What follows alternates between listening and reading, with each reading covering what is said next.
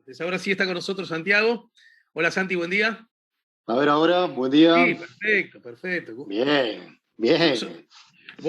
Fuiste como los jugadores del otro día. Es decir, llegaron, pero llegan al final y lo Llegar. resuelven todo. Cuando tiene que estar, están. Dije los Bueno, jugadores buen del día, otro buen día día. y en realidad debí haber dicho los jugadores de ayer, ¿no? Me refería, y Ayer claro. mismo, ayer mismo. Que en ese caso, la verdad que no. Gracias, yo siempre digo, creo que la pandemia, porque uno siempre trata de buscar las cosas buenas, una de las cosas lindas que me dio la pandemia a mí, y no solo a mí, estoy seguro, a este programa como medio de comunicación y a mí personalmente, es conocerte a vos, que sos terrible gaucho, que sos un tigre bárbaro. Me alegra mucho haberte conocido, es un logro. Pero sin embargo, o quizás por eso mismo, porque siempre fue en ancas de algún tema sanitario, virológico que hemos hablado. Sí, La sí. verdad que no sé en el fútbol dónde estás parado y si sos de los que festejás o de los que no festejás. Mira, a mí me gusta mucho jugar al fútbol. Hace muchísimos años bueno, toda la semana tenemos un grupo fijo de fútbol. He dejado de ir a las canchas hace muchos años también. Me gusta cuando juega la selección, pero no tengo, digamos, un equipo por el cual hinche o prefiera. A nivel de barrio siempre fui hincha o simpatizante de Basáñez, o incluso me queda a 2 cuadras de la facultad. Claro. Me gustaban más siempre los cuadros chicos, en eso coincidimos, Ale, con todo respeto.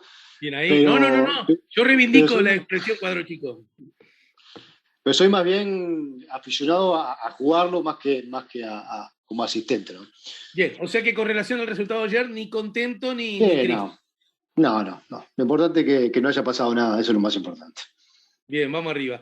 Bueno, hablando de cosas, yo comentaba más temprano, hablando de tu visita, la última vez que conversamos fue un mes atrás, pero antes incluso, en anteriores encuentros que vos has tenido con nuestro programa, pero también los has tenido con otros, porque en ese aspecto sos generoso con todo el mundo. Eh, Recuerdo que vos señalaste que había dos asuntos sobre los cuales había que tener como certezas, ¿no? Y uno de ellos tenía que ver con que era inminente que se iban a producir variantes y que esas variantes iban a ingresar a nuestro país. Lo tengo muy claro esa charla, porque fue una charla incluso previa a que ingresara la variante Manaos, ¿no? A nuestro país. Vos lo Uh-huh. señalabas, y por lo tanto, a propósito de la variante Delta, que es la que gana ahora, está ganando la atención mediática a nivel global, yo me tomaba la libertad de citarte, de decir, bueno, ya nos han dicho que estas cuestiones son cuestiones con las que vamos a tener que acostumbrarnos, así que me gustaría alguna reflexión sobre las características de esta variante Delta y qué tanto podrá retrasar unas noticias que, y arranco por ahí, Santiago, si las comparamos con un mes atrás, ya un mes atrás daba la sensación que las noticias en cuanto a números de personas contagiadas, a número de personas que requerían atención en CTI y a números de muertos, empezaba a enderezarse para la vereda de la no tan mala noticia, por decirlo así, ¿no? Me cuesta decir buena noticia porque siempre hay gente que se enferma, gente que muere, gente Uh-huh. internada, que la pasa muy mal, entonces hablar de buenas noticias puede lucir frívolo. Lo digo en ese contexto. Un mes, ya pasado un mes, me parece que los números parecen ir en esa dirección en forma constante. Me gustaría tu reflexión al respecto, pero también parece ser un hecho de que la variante Delta va a ingresar de un momento al otro. Entonces, ¿dónde nos paramos? ¿En el entusiasmo o en que esto no nos vamos a sacar nunca de encima? Bueno, a ver, primero empezar un poco algunos aspectos, Ale, de la evolución de los virus, cómo evolucionan, para ver dónde estamos parados hoy. En general, Bien. los virus tienen, cuando emergen y surgen, digamos, en este caso de reservorios animales, y cuando se encuentran con un nuevo hospedero al cual infectar, en general hay como dos caminos por el cual el virus sigue. No es que elija seguir, sino que el ambiente lo va presionando por uno de estos dos caminos. Uno es la atenuación, es decir, ese virus se encuentra con un nuevo hospedero y rápidamente genera una suerte de convivencia pacífica y el cual el virus se va atenuando cada vez más y pasa a ser un virus absolutamente estacional, endémico, como los virus, coronavirus estacionales que conocemos nosotros, que surgieron, de hecho, hubo dos que surgieron después de la pandemia del 2002, de aquel SARS, y ni siquiera nos enteramos, porque fueron virus que se atenuaron rápidamente. O el otro camino, que es el de la constante adaptación y readaptación, como que está sufriendo el SARS-2. Entonces, desde aquel origen, en noviembre de 2019, el SARS-2 ha mejorado sus versiones, se ha vuelto más transmisible, se ha adaptado cada vez más, y llegamos a esta variante Delta, que fue la última variante de preocupación a aparecer, y que es la que está mejor adaptada de todas, es la que se transmite mejor, y es la que realmente va a ser la variante dominante cuando, en la era post-pandemia, digamos, cuando salgamos de esta pandemia, bueno, ya está saliendo Europa de esto. Ay, que me quedé sin tu sonido. A ver, Santiago. Está saliendo. Hola, Santiago. A ver, Santi, para un poquito. ¿Ahora ahí? Ahora sí, ahora sí. Perfecto. Repetí el último enunciado, por favor. No, que la variante Delta es la variante más adaptada a la transmisión entre humanos y va a ser la variante dominante a nivel global. Ya lo está haciendo en Europa, Estados Unidos va camino hacia eso. Pero es una variante que tiene una particularidad. Aún no ha adquirido esta ni ninguna otra variante la capacidad de evadir la respuesta inmune provocada por vacunas. Eso es importante. Es una variante que afecta principalmente a personas no vacunadas o con una dosis. De hecho, lo estamos viendo en Reino Unido. El aumento de casos que se está viendo está ligado principalmente a personas jóvenes que no están vacunadas todavía. Es decir, que en ese sentido no genera esa preocupación. Lo que sí genera preocupación es una variante de altísima transmisibilidad. Se transmite mucho más que la variante original, se transmite más que la P1. Entonces, en el contexto de Uruguay, una muy buena cobertura de vacunación, casi el 50% de las personas con 2 dosis, tenemos una franja etaria, que es la franja joven, digamos, entre 24 y 50 años, que aún la cobertura de vacunación es baja. Entonces, el ingreso de esa variante Delta lo que puede hacer es aumentar el número de casos, aumentar en algún nivel las hospitalizaciones, pero no creo que vaya a ser realmente un game changer, es decir, que vaya a cambiar el panorama epidemiológico en Uruguay. Sí creo que podría retrasar la recuperación mientras corre de atrás la vacunación en esa franja joven que todavía le falta vacunarse, porque además es la franja joven que más se mueve, que más actividad tiene. Se empiezan a partir de hoy a abrir actividades que estaban reguladas y cerradas. Entonces, en ese escenario, esta variante Delta puede influir en retrasar la recuperación por el aumento de los casos. Respecto a la segunda parte de la pregunta, Ale, estamos en un escenario de franca mejoría respecto a los meses anteriores. Vale recordar que tuvimos una onda extremadamente larga, una ola de casi 6 meses, que llevó a que Uruguay tuviera una cantidad de fallecimientos por COVID-19 muy elevada. Y hoy estamos bajando esta ola, principalmente por efecto de la vacunación.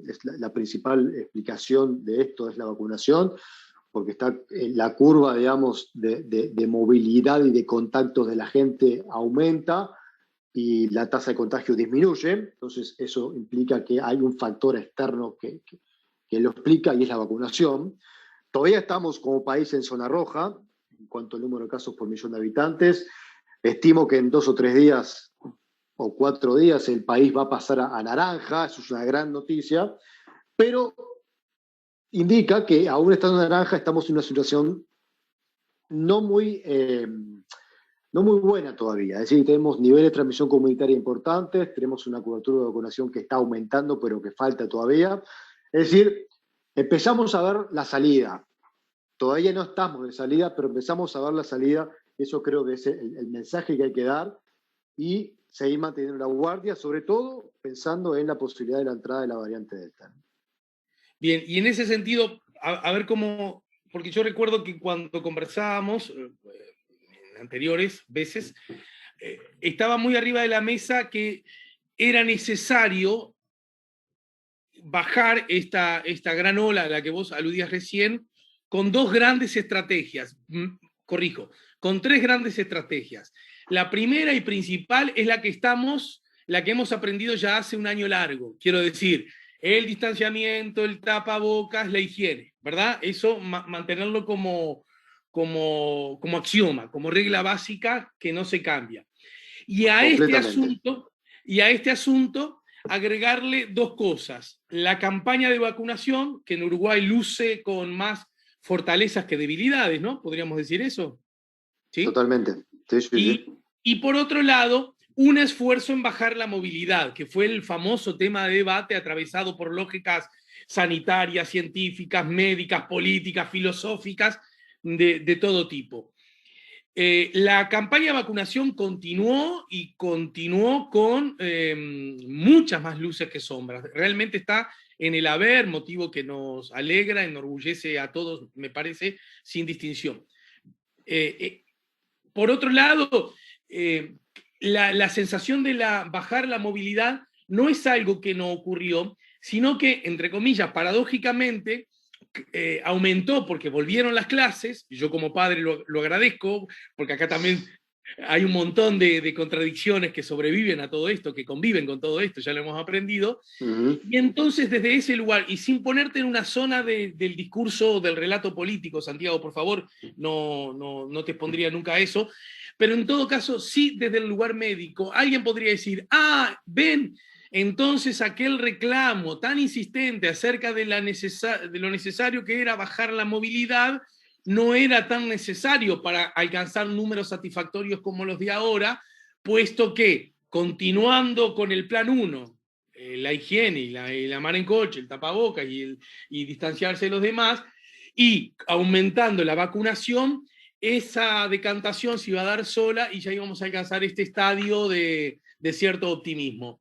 ¿Dónde nos paramos ante esa reflexión, por ejemplo?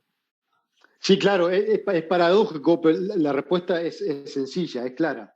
La reducción de la movilidad lo que buscaba, o por lo menos desacelerar esa curva epidémica, lo que buscaba, el objetivo central era que el COVID-19, una enfermedad transmisible, prevenible, no se convirtiera en, primero, la principal causa de mortalidad, como lo fue en Uruguay durante 3 meses, y hoy sigue siendo, con 20 y pico de lamentables fallecimientos por día, sigue siendo la principal causa de mortalidad en Uruguay, a pesar de que tenemos una curva que desciende rápidamente. Esa reducción de la movilidad, el objetivo era que la ola que tuvimos de COVID-19 fuera bastante más corta que esos 6-7 meses que tuvimos y con los costos que dejó atrás. Con los costos en cuanto al estrés del sistema sanitario, con los costos en cuanto a muertes, con los costos en cuanto a secuelas del long COVID que están sufriendo muchos compatriotas. Claramente las curvas epidémicas, todas las curvas epidémicas a lo largo de toda la historia, siempre se comportaron igual, una subida exponencial, un pequeño plató y una bajada, claramente. El tamaño de ese plató, de esa ola, depende de otra serie de medidas de intervención en salud pública que en Uruguay se tomaron a medias. En el 2020 se tomaron muy bien y en forma muy oportuna, y durante el 2021 se la dejó flotar y tuvimos esa ola larguísima de varios meses con el costo de dejar atrás muchísimos compatriotas fallecidos por una enfermedad prevenible. Entonces, ese era el objetivo de desacelerar la curva. Iba a bajar sola en la curva, como pasa en todos los países y en todas las epidemias que ha habido. El problema era mitigar el costo o el impacto que esa ola pudiera tener hasta que la vacunación avanzara y esa vacunación explicara luego volver a tener una pandemia, una epidemia controlada como la estamos empezando a controlar. Esa epidemia va a estar controlada, Ale, cuando logremos recuperar aquella estrategia que tuvimos en el 2020 del testeo, seguimiento y aislamiento de los casos. Hoy, con el número de casos que tenemos, con 500, 600 casos por día, con menor cantidad de test realizados, Todavía no estamos en esa situación y por eso es que todavía la situación es delicada. Cuando volvamos a recuperar ese trípode, digamos, de seguimiento, testeo y aislamiento, ahí vamos a poder decir que la pandemia la tenemos absolutamente bajo control y podemos pensar en una vida post-pandemia. Entonces, me parece que el razonamiento que haces es de, más allá de que sea científico, también es de sentido común. Cuando se insistía en bajar la movilidad, era a los efectos de llegar a números razonablemente buenos un poco antes, sin pasar tanto rato caminando encima de las brasas, ¿no? Exacto. Exacto, con la espada de Damocles sobre el sistema sanitario, no tanto a nivel de ocupación de CTI, porque ahí digamos, nunca se llegó a una situación cercana al colapso de camas, de que haya que elegir quién sobrevive y quién no, pero sí un estrés importante, se venía el invierno con todas las infecciones respiratorias, pero el objetivo de bajar la movilidad era lograr recuperar ese sistema de testeo, rastreo, aislamiento y sobre todo mitigar el impacto de una ola muy grande que teníamos y a la cual había que acortarle la duración de alguna manera para que no ocurriera lo que ocurrió de tener 4 o 5 meses de COVID-19 con la principal causa de mortalidad en el país. Es simplemente la explicación de esa paradoja que vos planteás muy bien y que dio la oportunidad de explicarlo ahora. Bien, perfecto. Volviendo al asunto de la variante Delta, entonces, primera cosa, va a entrar, en algún momento va a entrar, ¿no? Sí, sí, indudablemente sí. Hoy tenemos unos 4.000 compatriotas que han viajado a diversas partes del mundo, a unos países en los cuales la variante Delta empieza a ser dominante. Va a entrar. No creo, insisto, Ale, que genere un cambio drástico en la regla de juego. Tiene dos fuertes competidores. Uno es la variante P1, que realmente es un peso pesado. Y el otro componente que tiene que le va a hacer frente es la vacunación. Tú lo decías y yo comparto, hace una campaña de vacunación muy exitosa. Hay que convencer a esas 60.000 personas que no se dieron la segunda dosis que se la vayan a dar. Eso es importantísimo. La vacuna Coronavac es efectiva, muy efectiva para reducir casos graves y muertes, pero con 2 dosis. Con una dosis, el papel que puede cumplir en la baja de casos va a ser muy limitado, por eso la importancia de darse las 2 dosis. Y esta variante Delta va a entrar porque el virus nunca se va a erradicar, nunca lo vamos a erradicar del mundo. Pero perdón que te corta acá, Santi. Sí, Esta adelante, variante adelante. Delta es más embromada, nos puede dañar más la salud, puede lastimarnos más. Bueno, acá voy a ser claro. Para las personas vacunadas, esta variante Delta no tiene ningún impacto negativo en cuanto a manifestaciones de la enfermedad. El problema los tienen las personas no vacunadas. Y acá hay que ser claro. Las personas no vacunadas sí tienen un problema cuando se enfrentan a la variante Delta, porque está claro que el riesgo de hospitalización por esta variante es más alto, el tiempo de incubación de la enfermedad es más corto, la carga viral es más alta. Entonces, las personas no vacunadas están más vulnerables que nunca. Eso lo estamos viendo en los países en los cuales la variante Delta se está vuelto frecuente. Por eso la importancia de las personas que vuelven de viaje, intentar hacer esa cuarentena preventiva, por más que el gobierno no exija esos 4 o 7 días hasta la repetición del test. Es importante porque tenemos todavía un alto porcentaje de población no vacunada y son realmente las que están en la peor situación en cuanto a vulnerabilidad desde que inició la pandemia, porque es la variante más transmisible y la que se le asocia claramente a un riesgo mayor de hospitalización. Por eso la importancia y la preocupación de esta variante Delta. Vacunándonos, estamos todos cubiertos con esta variante. El escape que esta variante tiene respecto a las vacunas parece ser muy limitado. Más allá de los comentarios que han salido con respecto a Coronavac, lo cierto es que no hay resultados. Te me adelantaste, porque incluso voceros de Coronavac habrían dicho, no, saco la habrían, dijeron que en el marco de la variante Delta la vacuna resultaba 3 veces menos eficaz. Bueno, y esto abre los ganchos a cualquiera, y perdón, y en particular a Uruguay, cuya población mayoritariamente está vacunada con Sinovac, ¿no? Sí, sí. Bueno, ahí hay varias cuestiones para analizar, Ale. Uno, primero, ¿qué es la efectividad? ¿No? Ya, en varias de las charlas que hemos tenido contigo, Está lo bien. hemos analizado. Efectividad tiene como varios aspectos. El objetivo primario de la vacunación es reducir las hospitalizaciones, reducir las muertes. En eso CoronaVac es una excelente vacuna. Es una excelente vacuna con altísimo porcentaje, lo vimos en el informe de la semana pasada del Ministerio de Salud Pública, arriba del 97% para reducir la muerte y un 90 y poco por ciento para reducir la hospitalización. Esos parámetros, esas efectividades se mantienen para esta variante Delta en casi todas sus proporciones. Probablemente la efectividad sea un poco menor, aproximadamente un 90, 90 y algo por ciento. Es decir, que de 100 vacunados que se infecten con la variante Delta, entre un 5 y un 8% van a tener una enfermedad grave. Es decir, que la efectividad es altísima. Respecto a cortar la cadena de transmisión, que ahí donde está la principal duda respecto a CoronaVac, ya sabemos que CoronaVac no es una vacuna muy efectiva para eso, y por eso también sabemos que la epidemia en Uruguay no la vamos a erradicar nunca, la vamos a tener bajo control, simplemente, porque esa cadena de transmisión no la vamos a poder cortar con la vacuna que tenemos. O sea, vamos a lograr una inmunidad colectiva o de rebaño para evitar hospitalizaciones y muertes por coronavirus. Pero no vamos a lograr una inmunidad de rebaño para eliminar el virus de la población. Entonces, hay que esperar resultados escritos, resultados duros sobre esos anuncios que se hicieron sobre CoronaVac, que ya tenemos para Pfizer, ya tenemos para AstraZeneca, que mantienen la efectividad contra la variante Delta, pero yo me animo a decir que realmente la efectividad, si se reduce más que nada a nivel de los contagios y no tanto en reducir la efectividad para hospitalización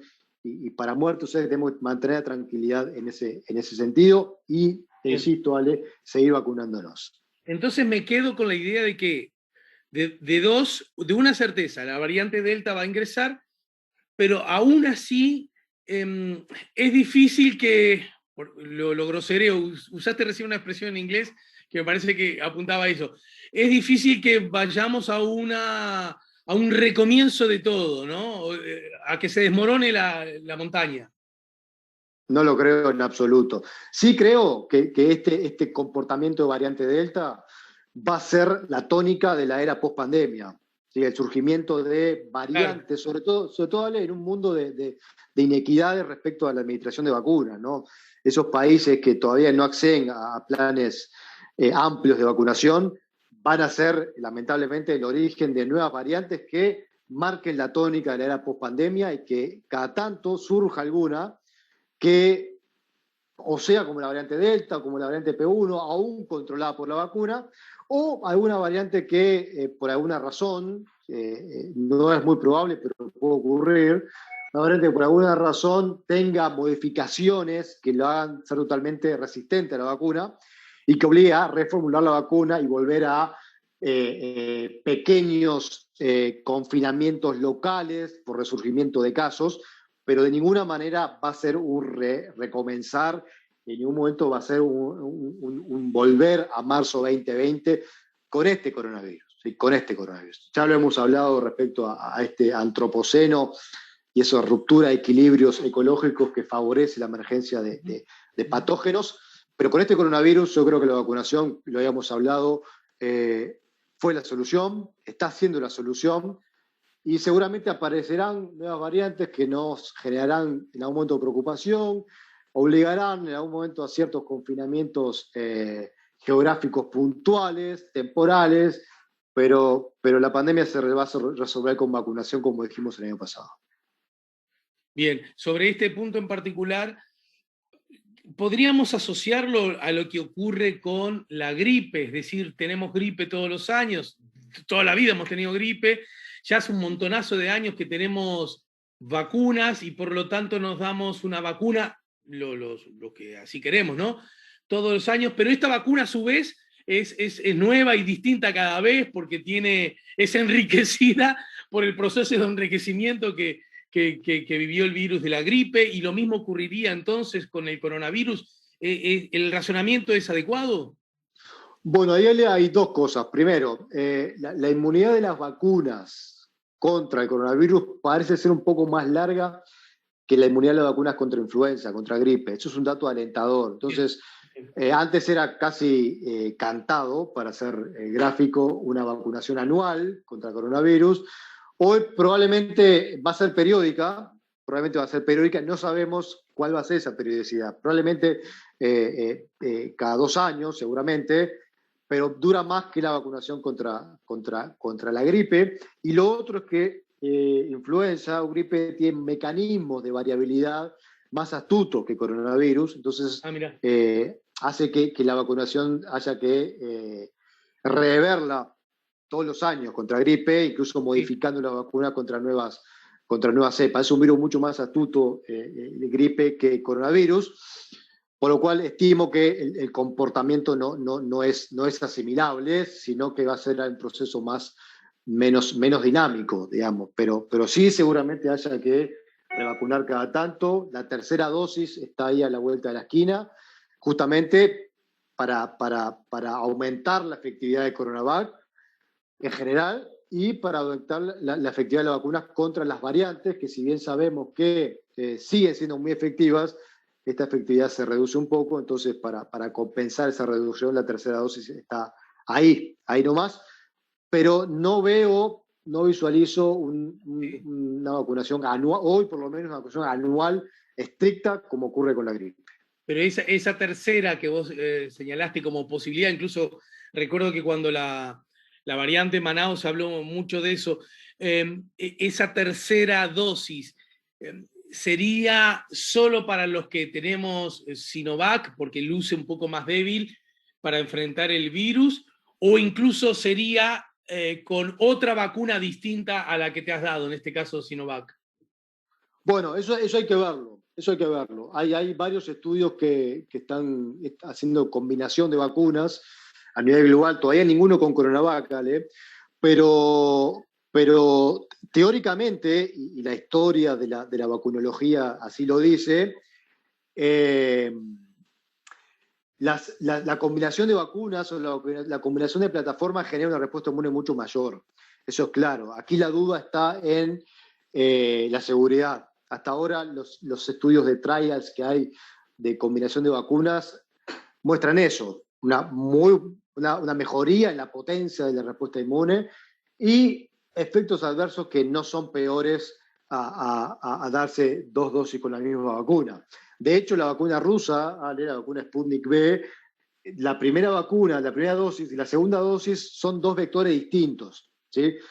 Ya tenemos una vacuna que combina dosis, y de hecho de las vacunas vectoriales, o sea, Sputnik, AstraZeneca y Janssen, la que mejor funciona es la Sputnik, justamente porque combina. Respecto a tercera dosis con Pfizer, la verdad que no hay datos que sugieran que será necesario en el corto plazo una tercera dosis para las personas vacunadas con Pfizer. La respuesta inmune parece ser muy buena, sostenida y duradera en el tiempo.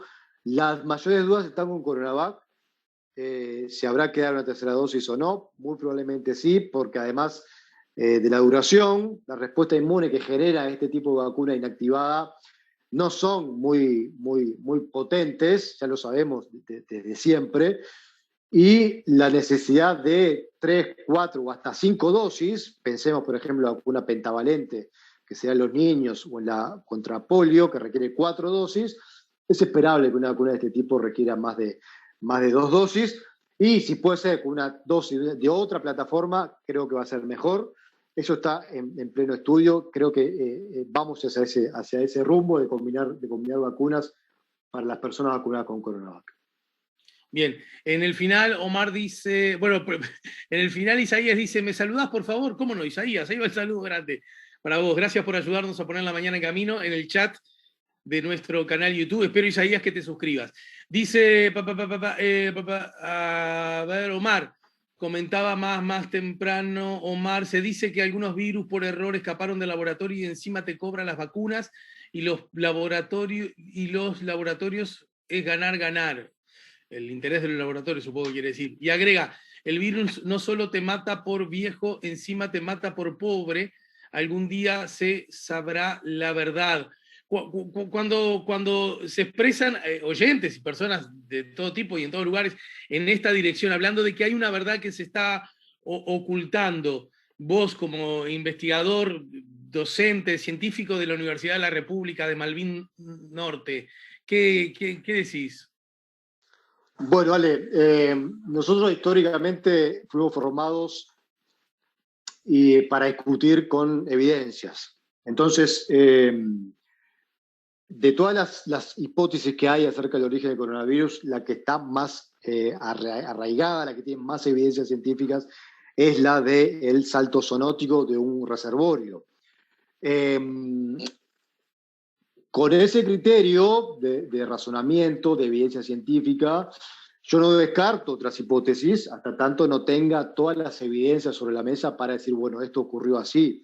Entonces, la hipótesis del escape en laboratorio, ya no pensando con una cabeza hollywoodesca de arma biológica para reducir la población de ancianos, pero sí como un accidente, yo no lo descarto.